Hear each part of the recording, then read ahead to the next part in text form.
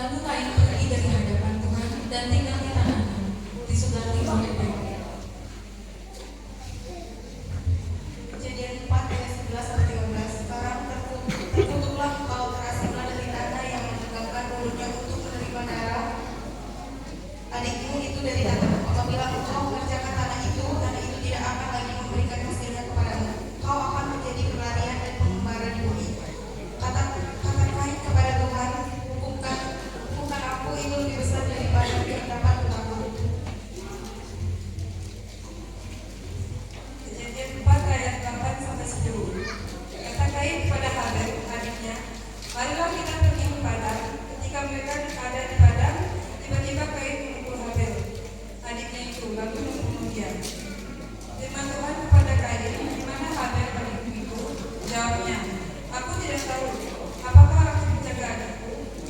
Firman-Nya, apakah yang telah kau perbuat ini? Darah adikmu itu berteriak kepadaku dari tanah. Yesaya 59 ayat 3 sampai 4. Sebab tanganmu cemar oleh darah dan jarimu oleh kejahatan, mulutmu mengucap dusta, lidahmu menyebut kecurangan. Tidak ada yang mengajukan pengaduan tentang alasan benar, dan tidak ada yang menghakimi dengan alasan teguh. Orang mengandalkan kesia-siaan dan mengucapkan dusta, orang mengandung bencana dan melahirkan kelaliman.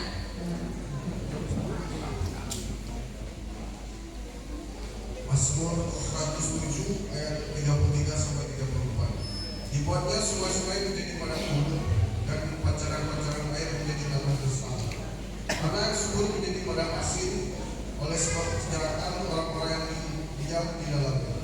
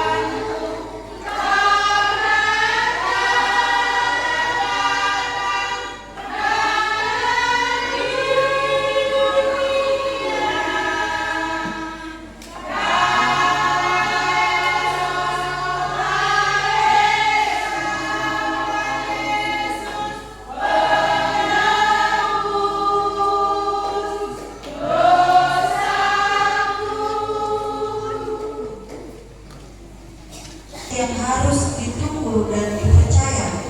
Seperti yang dikatakan dalam Yohanes 3 ayat 16 sampai 17. Karena begitu besar kasih Allah akan dunia ini, sehingga Ia telah mengaruniakan anaknya yang tunggal, supaya setiap orang yang percaya kepadanya tidak binasa, melainkan beroleh hidup yang kekal.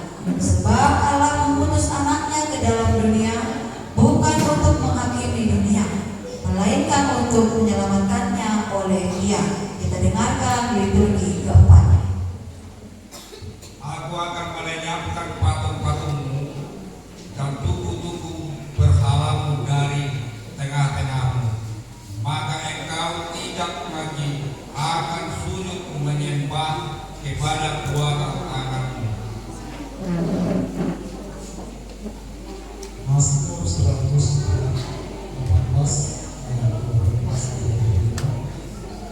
Inilah hari yang dijadikan Tuhan, marilah kita bersorak-sorak dan bersukacita kepadanya. Ya Tuhan, berikan kiranya keselamatan. Ya Tuhan, berikanlah kiranya kemuliaan. Yesaya 9 ayat 1 sampai 6. Kelahiran Raja Daud. Bangsa yang berjalan di dalam kegelapan telah melihat terang yang benar. Mereka yang diam di negeri kekelaman, atasnya terang telah bersinar. Engkau telah menimbulkan banyak sorak-sorak dan sukacita yang besar. Mereka telah bersukacita di hadapanmu seperti sukacita di hadapan di waktu panen, seperti orang bersorak-sorak di waktu membagi-bagi jarahan. Sebab kuk yang menekannya dan gandar yang di atas bahunya serta tongkat si penindas telah kepatakan seperti pada hari kekalahan Midian. Sebab setiap sepatu tentara yang berderang-derang dan setiap jubah yang berlumuran darah akan menjadi umpan api. Sebab seorang anak telah lahir untuk kita, seorang putra telah diberikan untuk kita. Lambang pemerintahan ada di atas bahunya, dan namanya disebutkan orang Penasihat Ajaib, Allah yang perkasa, Bapa yang kekal, Raja Damai. Besar kekuasaannya dan damai sejahtera tidak akan berkesudahan di atas tahta Daud dan di dalam kerajaannya. Karena Ia mendasarkan dan mengokohkannya dengan keadilan dan kebenaran dari sekarang sampai selama-lamanya. Kecemburuan Tuhan semesta alam akan melakukan hal ini.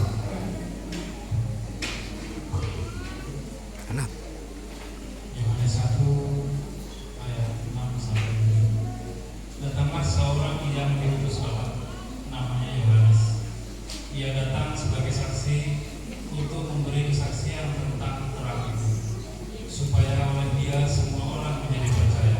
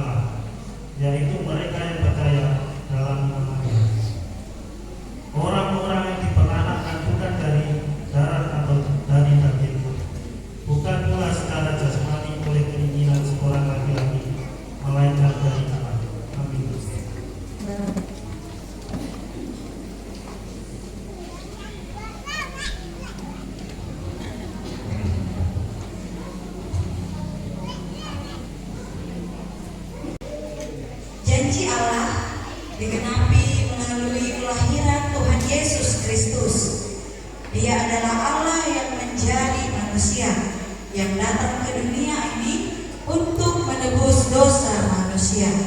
Dia telah mengalahkan dosa dan kematian. Mari kita dengar berita kelahirannya.